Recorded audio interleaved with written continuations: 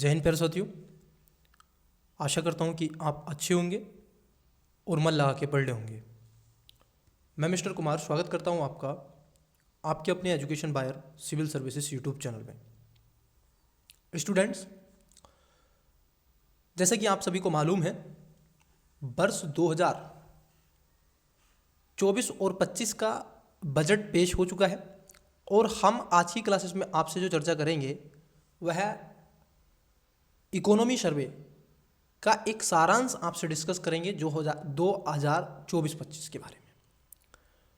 ये जो हमने लिया है ये 31 जनवरी PIB से हमने इसको डाउनलोड किया है। आज़ादी का अमृत महोत्सव, जानेंगे कि भारत सरकार किन किन विषयों पर काम कर रही है और किन किन विषयों पर उन्होंने इसमें चर्चा की है। हम इसमें नो बकवास वाली चीज़ों को देखेंगे जो UPSC और अन्य स्टेट PCS एग्ज़ाम के लिए ज़रूरी बातें हैं, इम्पोर्टेंट्स जुड़े हुए बिंदु हैं, उन पर मेरी आपसे चर्चा परिचर्चा होगी। इस क्लासेस में हम इकोनॉमी सर्वे का सारांश देखेंगे। उसके बाद एक क्लास और हम लेंगे जिसमें हम बजट का सारांश आपसे देखेंगे। इट्स क्लियर है नो? तो इस क्लास में हम बात कर रहे हैं आर्थिक समीक्षा, ठीक है, इकोनॉमी सर्वे का सारांश। और जो नेक्स्ट क्लास होगी, ठीक है, वो भी आपको मिल जाएगी, कल वो आपको क्लास मिल जाएगी, तो उस पर कल या आज में वो भी क्लास आपको दे दी जाएगी। तो उसमें हम देखेंगे, आपसे चर्चा करेंगे बजट की सारांश के बारे में। तो चलिए देखिए, वित्त मंत्रालय से हमने इसको लिया है। मैं आपको बता दूं, ये वित्त मंत्रालय का डॉक्यूमेंट है, ठीक है। हम कोई इधर उधर से नहीं कि बना दिए कि एजुकेशन बाहर का है, नहीं, हम चीज़ें वो जो महत्वपूर्ण है। आइए देखते हैं, एक एक चीज़ को समझने का प्रयास करेंगे और मैं आपको हिंट्स करूँगा। पेन पेंसिल लेकर के बैठिएगा, एक पेपर लीजिएगा 4 साइज का, उसमें कुछ चीज़ें नोट डाउन कर लीजिएगा, ठीक है। चलिए देखिए क्या है स्टूडेंट्स, जैसा कि आपको मालूम है वित्त वर्ष 2026 में भारत के GDP, देखो इन्होंने कहा है कि 2026 में भारत की GDP की जो वृद्धि दर है वो अनुमान ये बता रहे हैं कि 6 से लगा करके 6.3 से लगा करके 6.8 तक ऐसा अनुमान बताया जा रहा है कि होगी, 6 से 6-8 तक होगी। वित्त वर्ष 2025 में अगर हम देखें वास्तविक GDP की अगर हम बात कर ले तो एक अनुमान बताया जा रहा है, ये अनुमानिक डाटे हैं ज़्यादातर इसमें, कि लगभग 6.4% के आसपास होगी। रियल GDP आपको पता है, वास्तविक GDP आपको पता है। रियल GDP का मतलब होता है, देखो एक होता है नॉमिनल GDP, नॉमिनल GDP का मतलब होता है जो चालू वर्ष होता है, और रियल जो GDP होता है वो एक बेस ईयर्स होता है, ठीक है। तो इसको ध्यान में आपको रखना है। तो ये अनुमान बताया जा रहा है कि एक अनुमान है रियल GDP का लगभग 6.4% के आसपास होगी। अब GDP वाला कॉन्सेप्ट तो आप सभी को पता है, एक वित्त वर्ष में किसी देश की भौगोलिक सीमा के अंदर किया गया वस्तु एवं सेवाओं का अंतिम बाजारिक मौद्रिक मूल्य ही क्या कहलाता है, GDP कहलाता है। इट्स क्लियर है नो? ये तो आपको पता ही है। वित्त वर्ष 2025 में वास्तविक सकल मूल्य वर्धन मतलब कि GVA की अगर हम बात कर लें तो कितने की है उम्मीद, ये भी 6.4% है। GDP कितना है, 6.4% बताया जा रहा है, और GVA भी 6.4% की बढ़ोतरी की बात की जा रही है। कैपेक्स जुलाई से नवंबर की बात कर लें 2024 के दौरान 8.2% से बढ़कर के कैपेक्स जुलाई से नवंबर तक 2024 तक ये लगभग कितना हो गया था, 8.2% से बढ़ा, और इसमें और भी तेजी होने का अनुमान बताया जा रहा है। दिसंबर 2024 में खुदरा जो आपकी हेडलाइन महंगाई है वो गिर करके कितनी हो गई है, 4.9% पर आ गई है। मतलब कि जो इन्फ्लेशन वाला कॉन्सेप्ट है, ठीक है, इन्फ्लेशन वाला जो कॉन्सेप्ट है उसकी बात यहाँ पर की जा रही है।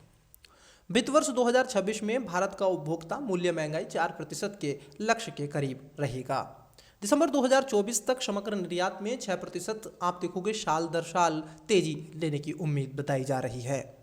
अप्रैल से नवंबर 2025 के दौरान देश के सेवा निर्यात क्षेत्र में बढ़ोतरी कितनी बताई जा रही है, 12.8% तक पहुंची, जो वित्त वर्ष 2024 के 5.7% से अधिक थी। सकल FDI जो भारत में FDI है आप देखोगे कितना था, $47.2 बिलियन से बढ़कर कितना हो गया है, $55.6 बिलियन हो गया है, जो 17.9% साल की दर से इसमें बढ़ोतरी की गई है। तो एफडीआई क्या है, हमारे यहाँ पर बढ़ा है। फॉरेक्स की बात कर लें तो फॉरेक्स कितना था हमारे पास में, जो फॉरेक्स रिजर्व था वो अपना क्या था, 640.3 बिलियन डॉलर था, जो 8.9 महीने मतलब कि लगभग 11 महीने के निर्यात को कवर करता। इसमें भी क्या हुई है, 90% विदेशी कर्ज से निपटने के लिए ये पर्याप्त बताया जा रहा है। दिसंबर 2024 में सौर और पवन ऊर्जा साल दर साल आप देखोगे कितने प्रतिशत की वृद्धि की जा रही है, 15.8% की बढ़ोतरी। वहीं VSI स्टॉक बाजार, अगर आप देखोगे आपका जो स्टॉक बाजार है उसकी बात कर लें, और पूंजीगत बाजार, पूंजीकरण और GDP अनुपात में 136% रहा, जो चीन 65% और ब्राजील 37% से काफ़ी ज़्यादा है। तो भारत का कितना रहा है, 136 रहा है, चाइना का 65 रहा है और ब्राज़ील का 37% देखने के लिए मिला है। विकास के उच्च अनुपात को बनाए रखने के लिए अगले 2 दशकों तक अवसंरचना में अनवरत निवेश की जरूरत है। मतलब कि सरकार का ये कहना है कि अगर आपको विकास को, उसके रेशियो को अगर ज़्यादा हाई करना है, उसको बनाए रखना है मार्केट में, तो आपको इन्वेस्टमेंट की ज़रूरत है। तो भारत सरकार को याद रखना, इन्वेस्टमेंट की सख्त और आवश्यक ज़रूरत है।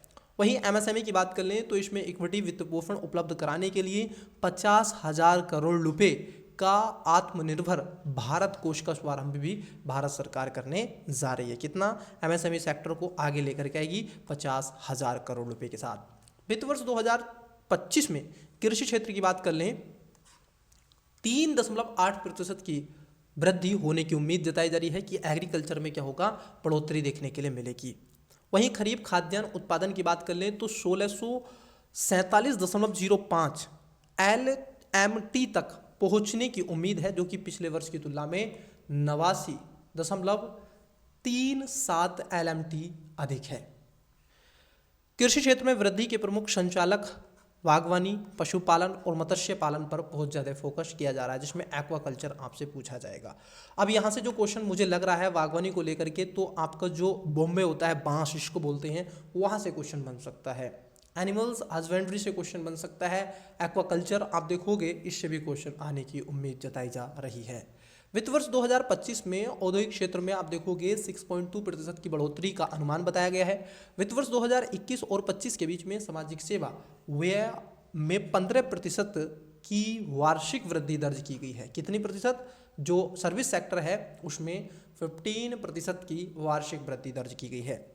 सरकार के स्वच्छ संबंध में अगर हम देखें, देखो पिछले बजट में क्या था, सरकार ने लगभग 29% तक की खर्च की बात करी थी एक्सपेंडिचर की, लेकिन इस बार बढ़ा करके 48% कर दिया है। लेकिन लोगों के खर्च की बात कर लें, पहले लोग कितना कर रहे थे, 62.6% कर रहे थे, परंतु आज 39.4% वो कर रहे हैं। लगभग आप देखोगे लोगों ने 12% खर्च को क्या किया है, कम किया है। बेरोजगारी दर की बात कर लें, ये मुझे थोड़े से चकित डाटा है, मैं इस पर थोड़ा सा क्वेश्चन मार्क लगा सकता हूँ, परंतु सरकार की अपनी नीतियां हैं, पॉलिसी, क्योंकि वो तो पॉलिसी के तहत कई ऐसे स्कीम योजनाओं के तहत में, ठीक है, PFL के डाटा के साथ वो चीज़ों को लाते हैं। अब रियलिस्टिक क्या है ज़मीनी स्तर पर, जैसे अनएम्प्लॉयमेंट्स जो रेशियो है जो आपका वार्षिक, ये कह रहे हैं कि 2017-18 के 6% से घटकर के 2023-24 में 3.2% रह गई है। मतलब कि इन्होंने हाफ कर दिया है। बेरोजगारी कम हुई है भारत में। कमेंट्स करके बताइएगा, मैं आपसे पूछता हूं, कमेंट्स करके बताइएगा क्या बेरोजगारी, अनएम्प्लॉयमेंट कम हुई है कि बढ़ी है, बताइएगा कमेंट्स करके वीडियो में, ठीक है। वहीं अगर हम देखें समाज पर AI के दुष्परिणाम, देखो यहाँ से क्वेश्चन, इसको तो अब आपको पी जाना है। AI को बच्चे मैं आपको बता दूं कि AI आर्टिफिशियल इंटेलिजेंस को पी जाइएगा। बजट में भी इसकी बहुत चर्चा की गई है, एग्रीकल्चर सेक्टर की चर्चा की गई है, कृषि की, और इन सब के अलावा MSME सेक्टर की चर्चा की गई है, ठीक है, और FDI की चर्चा की गई है। तो कुछ ऐसे हैं, आर्टिफिशियल इंटेलिजेंस की चर्चा की गई है, तो इनको तो बच्चे पी जाइएगा घोल के। अब यहाँ से क्वेश्चन बनेगा ही बनेगा, ठीक है। दुष्प्रभाव को न्यूनतम करने के लिए सरकार, निजी क्षेत्र और शिक्षा जगत के बीच सकारात्मक प्रयास करने की जरूरत है, ऐसा ये बजट के सारांश में चीज़ें की गई हैं।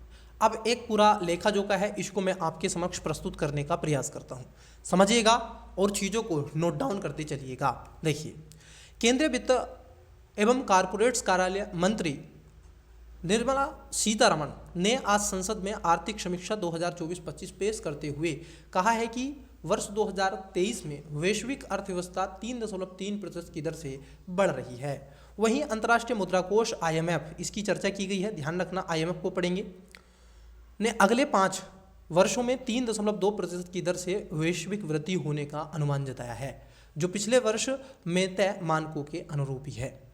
समीक्षा के अनुसार वर्ष 2024 में दुनिया के विभिन्न क्षेत्रों में विषम बढ़ोतरी के बावजूद वैश्विक अर्थव्यवस्था में निरंतरता का प्रदर्शन किया गया।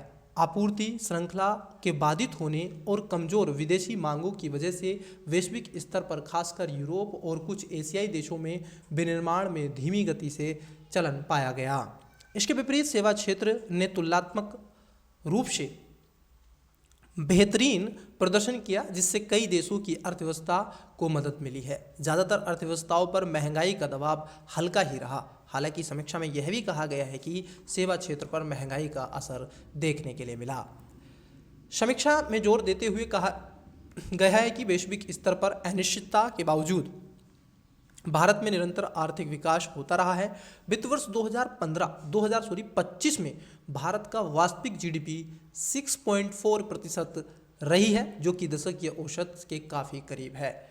शकल मांग के नज़रिए से स्थिर मूल्य पर भी निजी अंतिम उपभोक्ता खर्च की बात कर लें तो 7.3% की दर से बढ़ने का अनुमान है। आपूर्ति पक्ष की समीक्षा में कहा गया है कि वास्तविक मूल्यवर्धन मतलब कि GVA 6.4% की दर से बढ़ने का अनुमान है।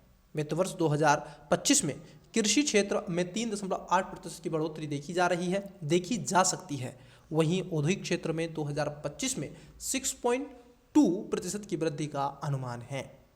निर्माण गतिविधियों और विद्युत गैस जलापूर्ति, ये वो शब्द हैं जैसे निर्माण को क्षेत्र को आप देखोगे विद्युत गैस जला आपूर्ति और अन्य उपयोगिता सेवा क्षेत्रों में मजबूत वृद्धि दर से औद्योगिक विस्तार को मदद मिल सकती है। वित्तीय रियल इस्टेट पेशेवर सेवाएं, अब आपसे पूछा जा सकता है कि निम्नलिखित में से रियल इस्टेट कौन से हैं, ठीक है। पेशेवर सेवाएं, सार्वजनिक प्रशासन, रक्षा और अन्य सेवाओं में बढ़ोतरी गतिविधियों की वजह से सेवा क्षेत्र में 7.2% की वृद्धि की उम्मीद जताई जाती है। बढ़ती या फिर घटती वृद्धि दर को देखते हुए इस समीक्षा में वित्त वर्ष 2026 वास्तविक GDP 6.3% से 6.8% के बीच रहने का अनुमान जताया गया है। इन सब के अलावा यहाँ पर एक ग्राफ आपको शो किया गया है, उस ग्राफ को थोड़ा समझ लेते हैं। यहाँ पर आर्थिक सर्वेक्षण 2024-25 के बारे में चर्चा की जा रही है। देखिए यहाँ पर अगर GDP वृद्धि दर की बात कर लें तो 2021 में अगर आप देखें 21-22 में कितना था, 9.7% था। वहीं 22-23 में कितना हो गया, कम होकर के 7.0 पे आ गया। 23-24 की बात कर लें तो अब देखिए बढ़ा 8.2 पे आ गया। वहीं 24-25 की बात कर लें तो 6.4 पर देखने के लिए मिला। अब जो 25-26 में उम्मीद बताई जा रही है वो है 6.3 से 6.8, मतलब कि कुछ वृद्धि। तो पहले 9 में देखिएगा 21 में कितना था, कोविड के समय कम हो गया, ठीक है। कोविड के बाद जो 21-22 में तो कोविड था तो उस समय बढ़ा। वहीं अगर हम देखें राजकोषीय घाटे की बात कर लें तो 2020-21 में राजकोषीय घाटा 9.2% था। लगातार कम कर रही है सरकार इसमें, ठीक है। और 21-22 में 6.7 हो गया, 22-23 में 6.8 हो गया और 23-24 में ये कह रहे हैं कि हम राजकोषीय घाटे को 5.6% के आसपास लेकर के आ जाएंगे। वहीं खाद्यान्न उत्पादन क्षेत्र की बात कर लें, इसमें मिलियन टन में है ये। देखो 2020-21 की बात कर लें तो 310.7 मिलियन टन था। 21-22 में 315, ये भी बढ़ा। उसके बाद 22-23 में 32, ये है 329। अब देखो इसमें भी वृद्धि दिखाई गई। और 23-24 के बीच में ये 332.3, मतलब कि आप कहोगे खाद्यान्न उत्पादन में लगातार वृद्धि देखने के लिए मिल रही है। इन सब के अलावा अगर हम देखें भारतीय अर्थव्यवस्था पर एक नज़र के रूप में ये जो है, ये इसका आप स्क्रीनशॉट ले लीजिएगा। मैं इतना कहूँगा ये आपके लिए बहुत ज़रूरी है। पहले इसका यहाँ से स्क्रीनशॉट लें, फिर इसका यहाँ से स्क्रीनशॉट लें, बहुत ज़रूरी है स्टूडेंट्स। ये ग्राफ आपकी GDP को दर्शा रहा है, ये ग्राफ आपकी अर्थव्यवस्था को एक नज़र में दिखाने का प्रयास कर रहा है, ठीक है। तो इसका आप स्क्रीनशॉट आवश्यक रूप से ले लीजिएगा। वहीं विदेशी मुद्रा भंडार की बात कर लें 2000 आप देखोगे 21-22 में कितना था, 607.3 था। 22-23 में घटकर कितना हो गया 578.4 हो गया, और 23-24 में 646.4 फिर बढ़ा, और उसके बाद 2024-25 में 634.6, मतलब कि विदेशी मुद्रा भंडार में कमी हुई है इस वर्ष। ठीक है, ये आपको ध्यान में रखना है, विदेशी मुद्रा भंडार में कमी हुई है। वहीं अगर हम देखें यहाँ पर आपके पूंजीगत व्यय, भारत सरकार पूंजीगत व्यय लगातार वृद्धि आपको दिख रही है। ये एक ग्राफ ऐसे चलता चला जा रहा है ऊपर।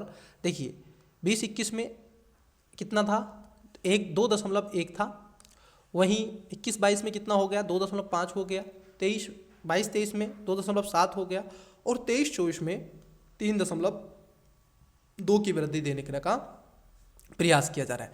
तो आप कहोगे कि पूंजीगत व्यय जो कैपिटल एक्सपेंडिचर है, सरकार इसमें लगातार वृद्धि कर रही है। वहीं अगर हम देखें औद्योगिक उत्पादन के बारे में, ठीक है, जो IIP आप निकालते हो, इसमें क्या है, 2020 और 21 में कोविड का समय था, तो ये माइनस में चला गया, -8.4, मतलब कि नीचे सारी इंडस्ट्रियल एक्टिविटीज़ गतिविधियां बंद हो गई थी। ओके, वहीं 21-22 में क्या हुआ, फिर इसको रिकवर किया गया और 11.4 हो गया। वहीं 22-23 में आप देखोगे ये नीचे घटकर आ गया कितना, 5.9, मतलब कि हाफ हो गया। 11.4 से आप देखिए, अब 22-23 में तो कोई ऐसी गतिविधियां नहीं हुई, लेकिन फिलिस्तीन का आप देख सकते हैं, यूक्रेन का आप देख सकते हैं, ठीक है, तो ऐसी कई गतिविधियां यहाँ पर देखी गई हैं। और उसके बाद 23-24 में जो जताया गया है वो कितना है, 5.9, थोड़ा सा वृद्धि दिखाई दे रहा है। तो जो औद्योगिक उत्पादन है, कभी बढ़ा है कभी घटा है, कभी बढ़ा है कभी घटा है। तो ये एक पिक्चर ऐसी है जो भारतीय अर्थव्यवस्था को पूर्ण रूप से एक नज़र प्रस्तुत करती है। चलिए जानते हैं नेक्स्ट। समीक्षा के आर्थिक नीतियों और व्यापार नीति में अनिश्चितता को लेकर के वैश्विक चिंताओं की वजह से जोखिम के संदर्भ में वैश्विक कारकों और घरेलू वृद्धि के कारकों को मजबूत करने की महत्ता पर जोर दिया गया। वर्ष 2047 तक विकसित भारत के सपने को साकार करने के लिए यह जरूरी है कि भारत में मीडियम टर्म ग्रोथ आउटलुक का आकलन, भू आर्थिक विखंडन, चीन का विनिर्माण पर कब्जा और ऊर्जा रूपांतरण प्रयासों में चीन पर निर्भरता को लेकर उभरते वैश्विक वास्तविकता के संदर्भ के लिए जाए। समीक्षा में यह भी कहा गया है कि प्रणालीगत विनियमन के मुख्य तत्व पर फोकस करते हुए भारत को आंतरिक साधनों और विकास के घरेलू प्रोत्साहन को पर नए सिरे से बल देने की जरूरत है। इससे आसानी से कानून सम्मत आर्थिक गतिविधियां संपन्न करने के लिए व्यक्तिगत और संगठनिक व्यवसाय के आर्थिक स्वतंत्रता प्राप्त हो सकेगी। समीक्षा में इस बात पर जोर भी दिया गया कि सुधार और आर्थिक नीति ईज ऑफ डूइंग बिजनेस 2.0 के तहत प्रणालीगत तरीके से बनाई जाए। इससे देश में SME क्षेत्र को व्यवहार्य बनाने को प्रोत्साहन मिलेगा। आर्थिक समीक्षा 2024-25 में यह भी कहा गया है कि वित्त वर्ष 2025 के पहली छमाही में कृषि क्षेत्र में वृद्धि दर निरंतरता बनी रही। वहीं दूसरी तिमाही में 3.5% की वृद्धि दर ही रही, जो पिछले 4 तिमाहियों में सुधार का संकेत है। बेहतर खरीफ उत्पादन, अब खरीफ की फसलें, रबी की फसलें, जायद की फसलें पढ़ लीजिएगा, UPPCS ने भी पूछा है। उत्पादन और पानी की पर्याप्त उपलब्धता से कृषि क्षेत्र में बेहतर उत्पादनों को बल मिला है। वर्ष 2024-25 में कुल खरीफ खाद्यान्न उत्पादन के रिकॉर्ड 1647.05 लाख मीट्रिक टन होने का अनुमान है। वहीं वर्ष 2023-24 की तुलना में 5.7% अधिक और पिछले 5 वर्षों के दौरान औसत खाद्यान्न उत्पादन 8.2% अधिक है। इन सब के अलावा वित्त वर्ष 2025 की पहली छमाही में औद्योगिक क्षेत्र में 6% की वृद्धि दर्ज की गई है और वित्त वर्ष 2025 में इसके 6.2% रहने का अनुमान है। पहली तिमाही में 8.3% की वृद्धि दर्ज की गई, लेकिन 3 कारकों की वजह से दूसरी तिमाही में इसमें थोड़ी कमी आई। पहला, गंतव्य देशों की खरीफ से कमज़ोर मांग होने और उनकी कठोर व्यापारिक तथा औद्योगिक नीतियों से भी निर्माण निर्यात में काफ़ी कमी आई। वहीं दूसरा, औसत से अच्छे मानसून का मिश्रण प्रभाव पड़ा। इससे कृषि को तो मदद मिलेगी, जबकि इससे खनन, निर्माण और कुछ हद तक की विनिर्माण क्षेत्रों को नुकसान पहुंचा।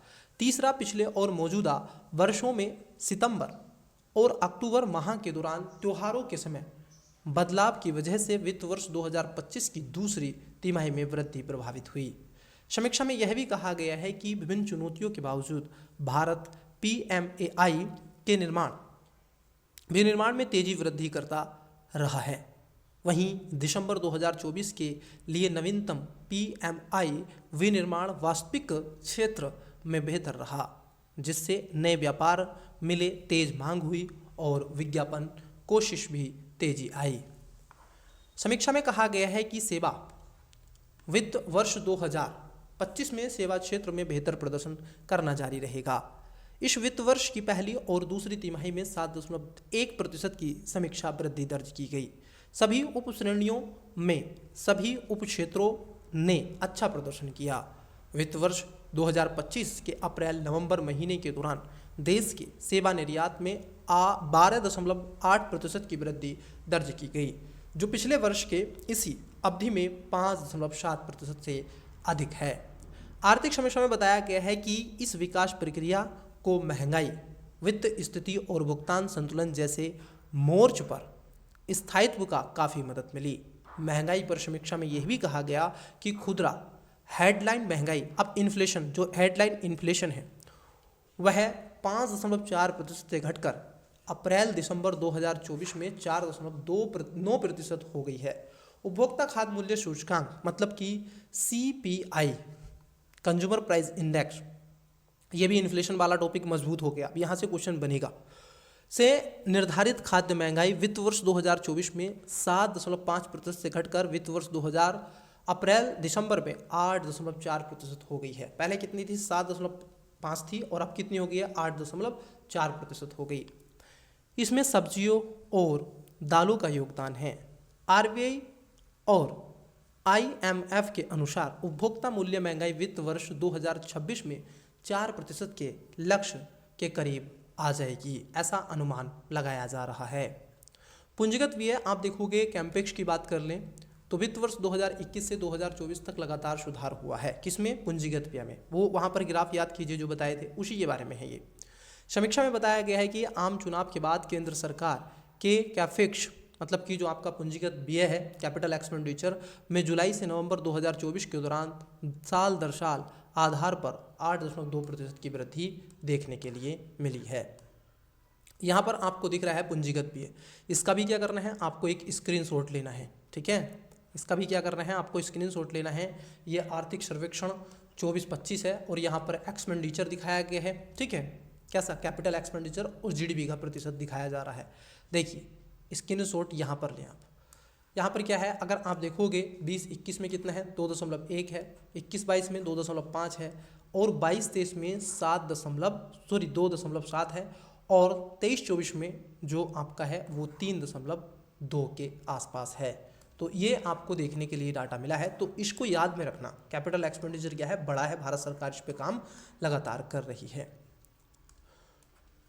कुल कर राजस्व मतलब कि GTR में अप्रैल-नवंबर 2024 के दौरान साल दर साल आधार पर 10.7% की वृद्धि के बावजूद केंद्र सरकार को प्राप्त कर राजस्व का कोई खास वृद्धि नहीं हुई। समीक्षा के अनुसार केंद्र सरकार के GTR और राज्यों के OTR में अप्रैल से नवंबर 2024 के दौरान अच्छी वृद्धि दर्ज हुई। राज्यों का राजस्व खर्च अप्रैल से नवंबर 2024 के दौरान 12% YoY बढ़ा है। इसमें सब्सिडी और जिम्मेदारियों के निर्वहन में वृद्धि क्रमशः 25.7% और 10.4% रही। समीक्षा में बैंकिंग क्षेत्र में मजबूत संचालन प्रदर्शन और पूंजी की वजह से स्थायित्व को रेखांकित किया गया। बैंकिंग प्रणाली में सकल गैर निष्पादन परिसंपत्तियां मतलब कि NPA, ये NPA याद कर लेना। NPA नॉन परफॉर्मिंग एसेट बहुत ही जरूरी है, यहाँ से क्वेश्चन बनेगा। ये घटकर 12 वर्षों में सबसे कम सकल ऋण और एडवांस का 2.6% रह गई है। समीक्षा में बताया गया है कि अधिसूचित वाणिज्यिक बैंकों का CRAR सितंबर 2024 तक 16.7% थी, जो सामान्य से अधिक है। आर्थिक समीक्षा 2024-25 में इस बात पर जोर दिया गया है कि वह क्षेत्र की स्थिरता सेवाओं के व्यापार और उपार्जन से सुरक्षित है और भारत के मर्चेंडाइज निर्यात में अप्रैल दिसंबर 2024 वर्ष आधार वर्ष में 1.6% बढ़ोतरी हुई। भारत के मजबूत सेवा निर्यात क्षेत्र ने देश को वैश्विक सेवा निर्यात 7वां सबसे बड़ा हिस्सा हासिल करने में मदद की है। अब देखिए भारत क्या में स्थान पर है। अगर आप एक्सपोर्ट की बात कर लें तो एक्सपोर्ट के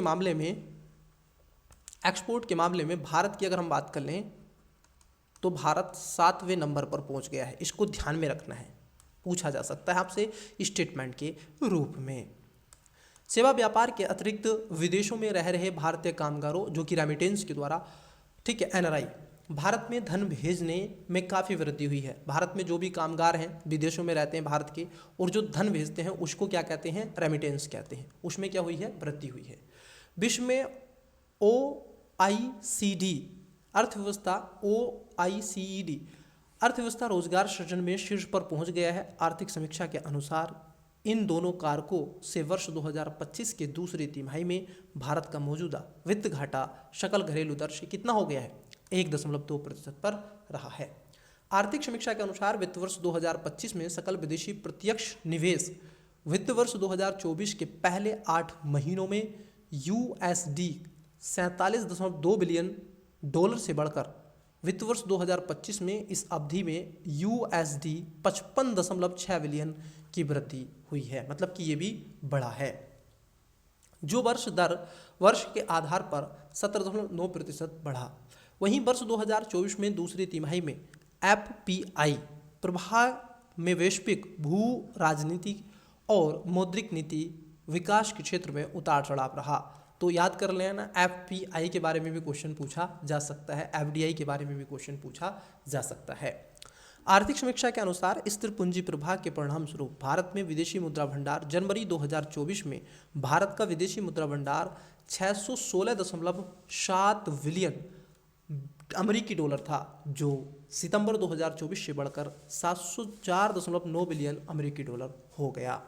यह 3 जनवरी 2025 तक 634.6 बिलियन डॉलर पर स्थिर है। भारत का विदेशी मुद्रा भंडार विदेशी ऋण के 90% हिस्से का भुगतान करने और 10 माह से अधिक आयात का भुगतान करने में सक्षम है।